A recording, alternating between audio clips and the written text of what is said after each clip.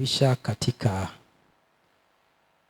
mahubiri ya leo ambao tunahubiri kuhusu, bado tuko katika hali yetu ya kuhubiri imani.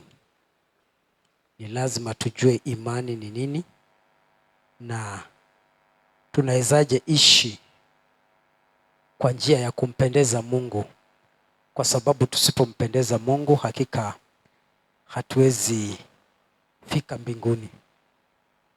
Na sisi sote vile tuko hapa, hata wenye wako mbali, sisi sote tunatafuta kumpendeza Mungu ili tukafike mbinguni. Hallelujah. Praise God. Na itakuwa vizuri mtu akiwa atafanya jambo la kumpendeza Mungu katika njia zake za maisha ya kila siku. Katika maisha ya kila siku tuishi tukimpendeza Mungu. Na ndiposa tumpendeze Mungu, ni lazima tujue huyo Mungu ni nani. Na tutafanyaje ndipo tumpendeze?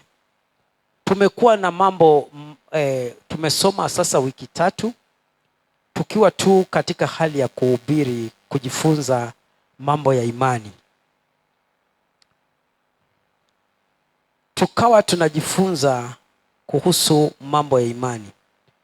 Tulianza na imani inakaa wapi katika maisha ya mwanadamu.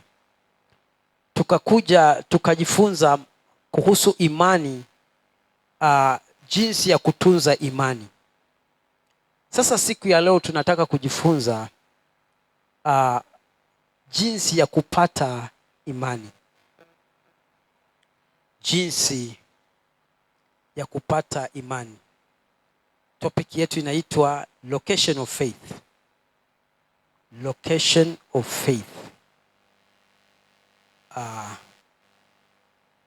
Jinsi tunavyoweza kupata imani, tunaweza ipata aje? Na imani inakaa wapi? Imani inakaa wapi? Na imani hii tutataje? Katika moyo wa mwanadamu. Location, the location of faith in the heart of a man. In the heart of a man. Kitu cha kwanza tunafaa tujue kwamba imani ama moyo wa mwanadamu ndio shamba la imani. Moyo wa mwanadamu ndio shamba la imani. Moyo wa mwanadamu ukikosa rutuba, hauwezi fanya mapenzi ya Mungu. Kwa sababu moyo wa mwanadamu ndio shamba ambalo linafanya imani kukua. So moyo wako ni lazima ukautunze. Linda moyo wako kuliko vyote ulindavyo. Hallelujah. Sababu huu moyo ndio shamba ambalo imani inakuwa. Ukiweka moyoni mwako vitu vichafu, moyo wako utabeba vitu vichafu. Na baada ya kubeba vitu vichafu, wewe utaanza kufanya kazi kulingana na moyo wako na vitu ambavyo viko ndani ya moyo wako. Yaani utaanza kubehave kama vile moyo wako ulivyo. Ukiwa mtu ambayo umejaa utukufu wa Mungu, moyo wako unajua kwamba ni Mungu tu anayeweza fanya haya mambo. Hapo ndipo utaanza kuzaa vitu vipasavyo. Biblia inasema katika Wagalatia 5 mstari Wagalatia sura ya 5 mstari wa 22 kwamba sasa unazaa matunda ya Roho. Wakati moyo wako unabeba mambo mazuri ya Mungu, unaanza kuzaa mambo ya kiroho ambayo yanaambatana na Mungu. Hallelujah. Praise God. Lakini moyo wako ukibeba mambo machafu, mambo ambayo hayaambatani na Mungu, mambo ya kusema kwamba ni ya hasira, mambo ya uuaji, mambo ya ukorofi, mambo ya kutosikia. Hata ukiambiwa ujue kwamba utaanza kuzaa mambo yanayofanana hayo, na hata wewe ukitembea utaanza kuona kwamba unazaa vitu vibaya. Haleluya! Kwa sababu moyo wa mwanadamu, hiyo ndio tunasema kwamba heart is the ground of faith, ndio mahali ambapo imani inakaa. Moyo wa mwanadamu ndio shamba ambalo mbegu ya imani inakaa. Haleluya! Na ndiposa mtu awe na imani, hapo ndipo imani inaanzanga kukua. Haleluya! Tukajifunza tukapata kwamba hata Elijah alikuwa mwanadamu kama sisi. Eliya alikuwa mwanadamu kama sisi, na alisimamisha mvua kwa miaka 3.5 kupitia tu maombi. Kwa sababu gani? Ya imani. Abrahamu akaambiwa atoke kwa nchi yao, atoke mahali amezaliwa, anaenda mahali hajui, lakini anaamini kwamba vile Mungu amemwambia kwamba aende, Mungu hamwazii mabaya. Akaamini Mungu na akatoka katika mahali alizaliwa akaenda mahali pengine. Praise God. Kwa sababu gani? Imani ikiwa ndani yako, moyo wako ukijaa mambo mazuri, moyo wako ukijaa mambo mazuri, unaanza kuona matunda ya Bwana ndani ya moyo wako. Na hii imani ni ile ambayo tulikuwa tunasema kwamba revelation knowledge faith. Revelation knowledge faith, imani ambayo inaona mambo. Haleluya! Imani ambayo, moyo ambao umeanza kumea, unakuwa na imani ya kuona mambo kiutofauti na wanadamu. Yaani watu wanaweza sema kwamba tunaenda kupewa mheshimiwa anakuja mahali anaenda kupatia watu unga, lakini wewe unakaa chini, unasikia roho yako inakuambia kwamba, ama roho wa Mungu anakuambia kwamba don't go. Mpaka wamama wengine ama wababa wengine wanasema kwamba hizi si ni vitu tu vya siasa, si ni pesa zetu, wanatuibianga pesa zetu, sasa twende tupate. Lakini wewe unaona kwamba hautaenda kwa sababu imani yako iko na roho wa Mungu ambaye amekukataza kwenda, na unaamini roho wa Mungu kwamba hata licha kwamba hauna chakula kwa nyumba na amekukataza kwenda, unaamini kwamba Mungu ataprovide. Hallelujah. So revelation knowledge inakusaidia kujua mapenzi, kufunuliwa vitu ambavyo ni vya kiungu, vitu vya kiroho. Hallelujah. Vitu vya kiroho. Unaweza kuwa unatembea mahali unapata mumekaa, lakini roho wa Mungu anakuambia kwamba chungana na mtu fulani ambaye amekaa pale. Huyo mtu anafanana hivi na ako hivi na hivi. Ama roho wa Mungu anakuambia kwamba unaona yule mtu ambaye amevaa nguo fulani, enda ukapate kumuombea, ako na ugonjwa fulani na anataka kupona, na Mungu amesema apone kupitia wewe. Hallelujah. So unapata kwamba unapata revelation katika imani yako. Hiyo ndio tunaita revelation knowledge faith, ambayo inakusaidia kutambua mambo ya kiungu. Ukiendelea hivyo na neno la Mungu likiingia ndani ya moyo wa mwanadamu, ukilikubalia neno la Mungu kuingia katika moyo wako, neno la Mungu linaenda lina mix, linachanganyika na imani ulio nayo. Likianza kuchanganyika na ile imani, sasa unakaa katika roho, unaanza kukaa katika roho. Sasa hapa sikiza vizuri, sitaki nipite hapa, maana hapa ndio watu wengi huwa tunachanganyikiwa. Hapa ndipo watu wengi huwa wanapoteza, alafu wanabaki kwamba nimeokoka na hakuna matunda ndani yao yanayoonyesha kwamba huyu mtu kweli ameokoka. hapa mahali ambapo nataka kuongea. Ninasema hivi, neno la Mungu, ukilipokea neno la Mungu likiingia ndani yako na lichanganyike na imani uliokuwa nayo, sawa?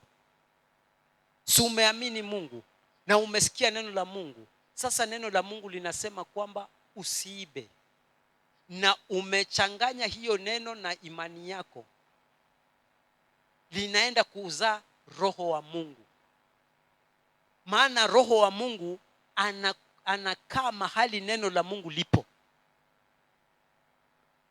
Haleluya. Neno la Mungu ni roho wa Mungu. Sasa uwezi beba roho wa Mungu ama neno la Mungu ndani yako na roho wa Mungu akose kukaa pale. Kumaanisha kwamba imani yako sasa inamkubalia roho wa Mungu kukaa ndani yako. Sasa unakuwa mtu ambaye ni wa kiroho. Unakuwa a spirit man. Haleluya. Sasa neno la Mungu, wakati unaomba, neno la Mungu linaweza fanya mambo makubwa. Unaweza fanya mambo makubwa kupita watu ambao ulikuwa unaheshimu. Unaweza fanya miujiza, watu washangae, waseme kwamba na huyu, hii miujiza anatoa wapi? Kwa sababu neno la Mungu limeingia ndani yako na imani yako imelikubalia. Sasa limechanganyikana. Sasa roho wa Mungu anapata nafasi, anakaa ndani yako na anaanza kufanya mambo makubwa. Haleluya. Hapa ndipo watu wengi huwa tuna miss. Tunakosa kujua kwamba Mungu hufanya nini, anakaa wapi, ama neno la Mungu, kwa nini tusome neno la Mungu, ama kwa nini to meditate upon the word of God. Why should we meditate upon the word of God? Hallelujah. Kwa sababu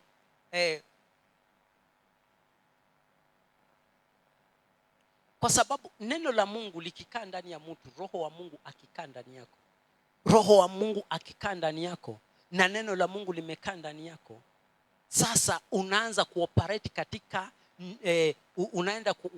unaanza kuoperate kwa ile imani ambayo tunasema kwamba kwa anga ambayo tunaitanga supernatural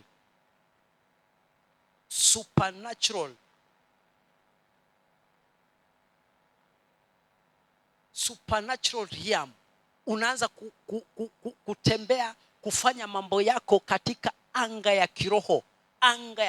Unafanya mambo makubwa ambayo watu hawakutarajia kwamba unaweza yafanya.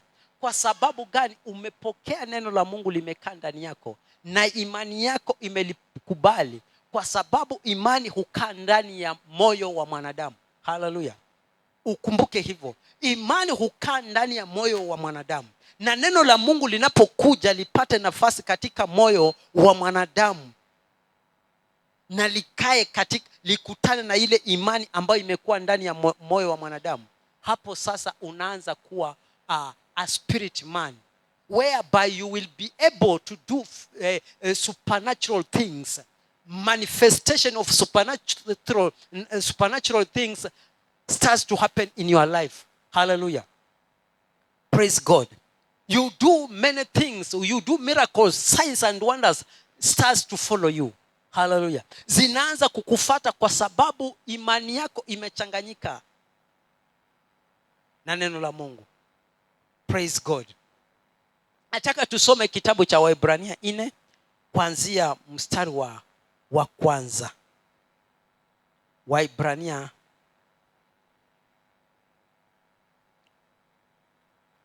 funua vitabu vyenu. Waebrania chapter 4 verse 1 to 2. Inasema kwamba let us therefore fear lest a promise being left us as of entering into his rest, any of you should seem to come short of it. Hallelujah. For unto us was the gospel preached, as well as unto them, but the word preached did not profit them, not being mixed with the faith in them that had it. Hallelujah. Praise God. Mnasikia Biblia vile inasema, basi ikiwa ikaliko ahadi ya kuingia katika raha yake, na tuongope mmoja wenu asije akaonekana ameikosa. Ikiwa ikaliko ahadi, yani kama kuna ahadi ya kuingia katika mapumziko ya Mungu, basi wacha tukaogope mmoja wetu asikose kuingia huko. Haleluya. Kwa sababu gani? Mmoja wetu akikosa kuingia huko, tutakuwa tumepoteza, yeye atakuwa amepotea. Haleluya. Kwa sababu gani? Inasema kwamba maana ni kweli sisi nasi tumehubiriwa habari njema. Kitu cha kwanza ni kuhubiriwa habari njema. Tukapata kwamba faith comes by hearing, and hearing the word of God. Hallelujah. Faith comes by hearing, and hearing the word of God. So kama tulihubiriwa neno la Mungu vile vile kama hao, lakini neno lile lililosikiwa halikuwafanya hao, kwa sababu halikuchanganyika na imani ndani yao wasiosikia ama waliosikia. Haleluya. Kumaanisha kwamba imani, neno hili wakati linahubiriwa ni lazima lichanganyike na imani yetu. Praise God. Wakati umepata neno la Mungu, wacha likaingie ndani imani yako, likachanganyike ili likapate kuzaa matunda. Kwa sababu ukisikia tu neno la Mungu na lisizae matunda ndani yako, halitakufaidi kitu chochote. Kuna wengi ambao walisikia neno la Mungu, na waliposikia neno la Mungu hawakuliamini, na hili neno halikuzaa matunda ndani yao. Praise God. Neno la Mungu halikufanya nini? Halikuzaa matunda ndani yao. Kwa sababu waliposikia hili neno, hawakukubali neno la Mungu kuingia ndani ya kilindini cha moyo wao. Haleluya. Na likae huko, lichanganyike na imani yao. Maana imani yao haikumpendeza Mungu, haikukubali neno la Mungu liingie ndani yao. Sasa wakapoteza. Praise God. Hallelujah. Ni lazima imani, neno la Mungu likae na imani yetu, lichanganyike. Hallelujah. Lichanganyike. Likimaliza kuchanganyika, sasa hapo ndipo Roho wa Mungu anakaa ndani yetu, atakaa ndani yetu na afanye mambo makubwa. Nafanye nini? Afanye mambo makubwa, afanye supernatural things. Afanye supernatural things. Miujiza itendeke. Uombee wagonjwa wapone. Uombee walemavu wapate viungo vyao. Uombee vipofu waone. Uombee watu ambao hawakuwa na matarajio kwamba wanaweza fanikiwa maishani, wafanikiwe. Kwa sababu gani? Imani yako na neno la Mungu imechanganyika. Sasa Roho wa Mungu anakuja, anakaa pale, because Roho wa Mungu ni mtenda miujiza. Hallelujah. Roho wa Mungu ni roho wa kufanya miujiza. Mtu yoyote ambaye atasema Roho wa Mungu ako ndani yake na hafanyi miujiza, hawezi ombea watu wakapona, hawezi ponya watu, hawezi ombea watu vitu vikabadilika ndani ya maisha yao, then huyo hatakuwa na Roho wa Mungu. Maana Roho wa Mungu ni wa kutenda miujiza. Hallelujah. Are we together? Tuko pamoja? So usiharibu wakati wako kusema kwamba kusema kwamba umeokoka na hatuoni matunda ambayo yanakufanya ya kusema kwamba kweli huyu ni mfuasi wa Yesu. Kwa sababu kuna njia Yesu Kristo anatuahidi na anatuambia tukifuata hizo njia hakika tutamuona. Uwezi kaa kama maembe na wakati tunatafuta machungwa unasema mimi ni chungwa. Lakini tukikuangalia wewe ni maembe. Si hapo sasa utakuwa unatuchanganya. Kwa sababu ukweli wenyewe tukiangalia wewe ni maembe. Lakini the same time tukiuliza hapa machungwa inapatikana wapi? Unainua mkono, mimi ni machungwa. Utakuwa umetuchanganya. Hallelujah. Sasa hiyo inataka discerning spirit ambayo ni supernatural spirit.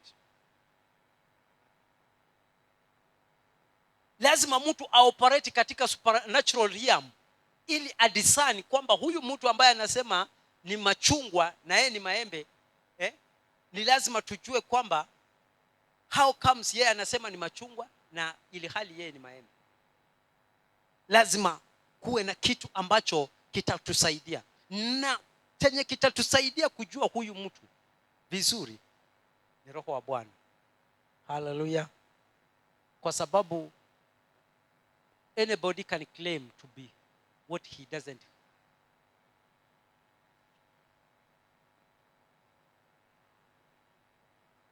Hallelujah. Praise God.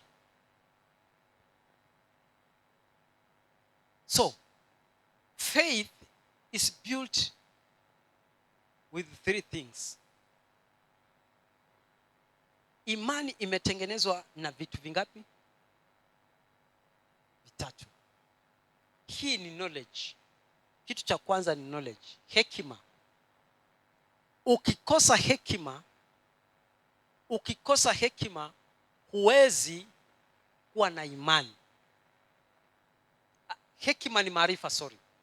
Ukikosa maarifa, knowledge, ukikosa maarifa huwezi jua utapitia wapi. Cha pili, ukikosa kuamini, believe.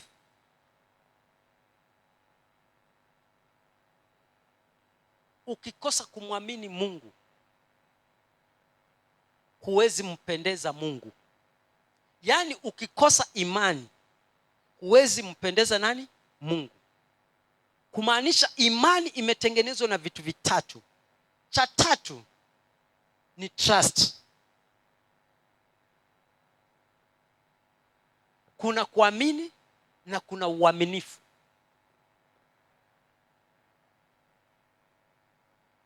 Uaminifu unatokana na kuamini. Hallelujah. Na ndipo Biblia inasema kwamba how shall they believe in him of whom they have not heard? Watamwaminije yule ambaye hawajamsikia? Wewe utaamini aje Mungu kama haujasikia mahubiri, kama hujasikia neno la Mungu?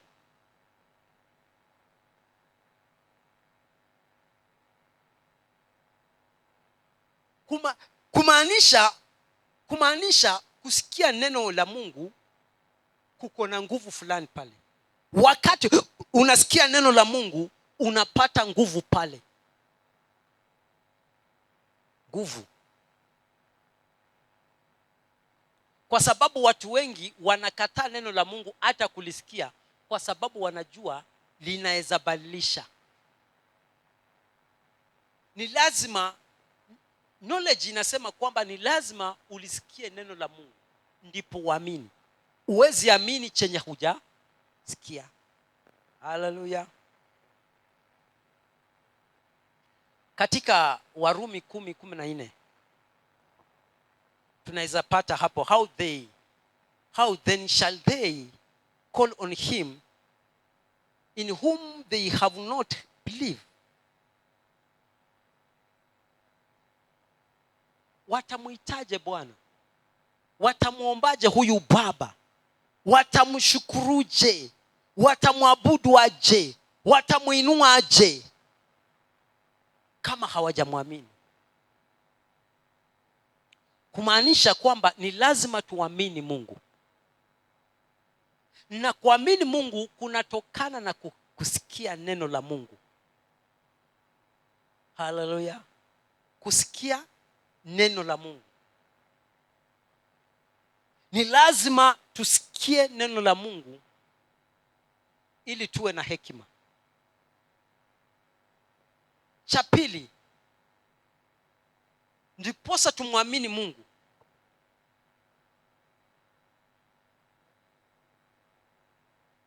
ni lazima, ndiposa tumuite Mungu, ni lazima tufanye nini? Tumwamini Mungu. Kwa sababu tunasikia neno, sawa, tunaita. Tukimaliza kuita kwetu kuna maanisha tumeamini. Haleluya! Kuna maanisha tumeamini. Tumeamini kwa nani? Kwa Mungu. Sasa huyu Mungu ndiye tunaanza kuita, tunaanza kumwomba, tunaanza kumtukuza, tunaanza kumwambia Bwana, hatuwezi bila wewe. Tunaanza kumwacknowledge katika njia ya upana na ukubwa. Haleluya! Kwa sababu watu wengi wamesoma neno la Mungu lakini hawajaliamini neno la Mungu. Wengi wako na madigrii, wako na vitabu vikubwa, wako na certificate, lakini certificate zao kwa neno la Mungu za theolojia, lakini kwa neno la Mungu hazijawasaidia. Maana wao ni walevi kiwango kikubwa, ni washarati kiwango kikubwa, ni wakora kiwango kikubwa. Uwezi mwachia kupigia hesabu ya pesa uzipate zote, kwa sababu zingine atakata na atakuibia kwa kalamu, but bado anasema kwamba yeye anamjua Mungu. Ni lazima umwamini na uachane na vitu ambavyo amesema kwamba uachane nazo. Sasa hapo ndipo utakuwa unamwamini. Hallelujah. And how shall they believe in him of whom they have not heard? Kama hawajamsikia huyo Mungu, hawajasikia neno la Mungu, wataamini aje ndani yake? Wataamini aje Mungu kama hawajamsikia? Wataamini aje kwamba kuna mbingu kama hujawaambia kuna mbingu? Wataamini aje kwamba kuna uzima wa milele kama hujawaambia kwamba kuna uzima wa milele? Haleluya! Ndiposa nimekuja kukuambia kwamba kuna uzima wa milele na kuna Mungu. Sasa imani yako, ukakubali moyo wako kupokea neno la Mungu, likazae moyo wako, ukazae imani. Sasa wakati unasoma neno la Mungu linapata mahali pa kukaa, likimix pamoja, likichanganyika na imani yako, unakuwa mtu wa kiroho. Unakuwa mtu ambaye sasa unajua ni nini unafanya. Maana wakati wa kuwa mtu wa kiroho ni kumaanisha roho wa Mungu amekaa ndani yako. Sasa anatembea ndani yako, anakufundisha njia za kupitia, anakufundisha njia ya kusikia Mungu, anakufundisha njia ya kuamini Mungu, anakufundisha njia ya kunyenyekea kwa Mungu, anakufundisha njia hata kwako jinsi unavyokula. Haleluya! Kwa sababu watu wengine hata hamjui kukula. Mnakula mpaka chakula inawanyonga, ni kama mnafukuzwa kwa hiyo sahani. Mnakula mpaka ingine inapitia huko. Unakula na unaongea.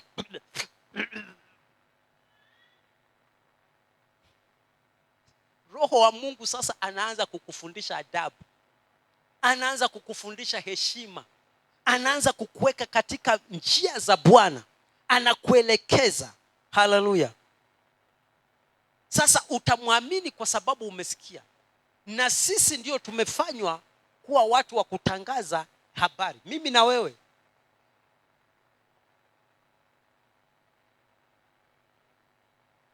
Uwe kanisani hapa ama uwe mahali popote utanisikia, wacha nikwambie, ni mimi na wewe tumewekwa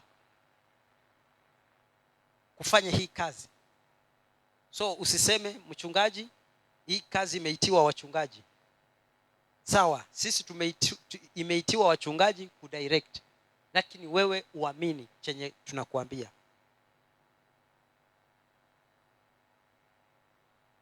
Hallelujah.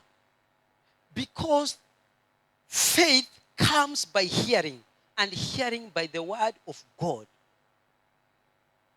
Ukisoma Warumi 10, Romans 10 verse 17, faith comes by hearing, and hearing the word of God.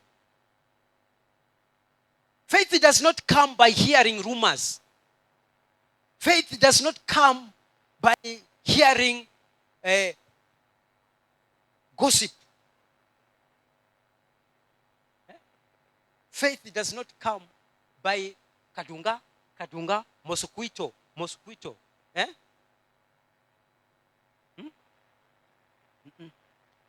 Imani kwa Mungu inakuja kwa sababu unasikia neno la Mungu. Vitu vingine hata kama simu yako iko na nyimbo ambazo si za kupendeza Mungu, hizo hazikusaidii. Futa, weka nyimbo za kusikia za kukuza Mungu ili imani yako ikue. Haleluya. Na nyinyi ambao mko na redio, wewe uko na redio, nyinyi mko na redio, mweke stesheni zile ambazo zinahubiri injili, zinahubiri wema wa Bwana na utukufu wa Mungu. Wacha kuweka station ambazo zinakejeli mapenzi ya Mungu. Umeweka kwa station inakejeli mapasta, inasema mapasta siku hizi na fungu la 10. Na wewe umeokoka unasikiza vitu kama hivyo. Alafu utakapomaliza huko, ukija hapa tukikuambia toa fungu la 10, unaangalia pasta na jicho moja, kwa sababu umeambiwa huko umeambiwa na devil worshipper. Kwa sababu hao watu ambao huwa wanakejeli neno la Mungu, they are devil worshipers. Wale ambao wanakejeli kazi ya Mungu isiendelee, hao ni wafuasi wa shetani. Because uwezi kuwa mfuasi wa Mungu ukakuja ukasimama kinyume na neno la Mungu. Umewasikiza. Sasa ukija hapa hata ukiambiwa tuinue mikono mbele za Bwana, badala ya kuinua unaweka mikono wapi? Kwa mfuko. Kwa sababu roho ambayo iko ndani yako ni ya vice versa, ya upingamizi. Akani alipingana na Musa. Akani alipingana na Musa, mwishowe alipoteza. So wacha kusikiza vitu ambavyo havileti utukufu, havikufanyi kukua katika roho wa Mungu. Because neno la Mungu, it is located in your heart. The word of God, your faith is located in your spirit. And that is where the spirit man is born. That is where the spirit man is born. By hearing the word of God. Wacha kusikiza vitu ambavyo havitampendeza Mungu. Mungu akikuangalia anakuona wewe ni kafiri. Mungu akikuangalia anaona kwamba wewe ni shetani. Mungu akikuangalia anakuona wewe ulianguka. Ni watu wengi wameokoka siku ya leo, lakini Mungu akiwaangalia anawaangalia katika jicho la kuharibu. kwa sababu wameliacha neno la Mungu, wanafata mambo yao.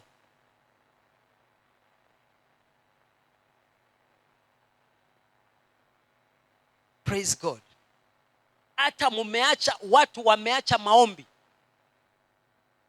Hawatafuti Mungu kwa maombi, wanatafuta Mungu kwa mishene, na Mungu hapatikani kwa mishene. Kwa sababu sisi ni washirika wa kanisa moja, sasa tunaanza kuweka vikundi vya kuongelelea wengine. Kuna vikundi vya watu ambao wamevaa vizuri, kuna vikundi ambao watu wamevaa viatu vya pesa expensive, na wengine wamevaa nguo za expensive lakini hawana viatu expensive. Sasa tunaanza kukaa vikundi vya kusengenya wengine, na tuko kanisani. Hiyo si imani ambayo ilikuleta kanisani. Imani ambayo imekuleta kanisani ni by hearing the word of God. That is where the faith of God will come. Hallelujah. So ninakuonya wewe ambaye unaweza kuwa na tabia hii, na unaweza kuwa unasema umeokoka, lakini imani yako inatikizwa kila siku, kwa sababu umekosa kusikia neno la Mungu na kusikia jinsi linavyosema. Hallelujah.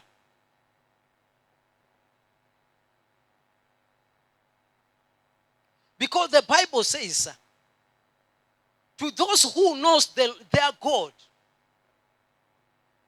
those who knows their God, they will put their trust in him. Wale wamjuao Mungu wao wataweka imani yao katika yeye ama kwake. Ukisoma Zaburi 9 mstari wa 10, Zaburi 9 mstari wa 10 inasema, and they that knows their name,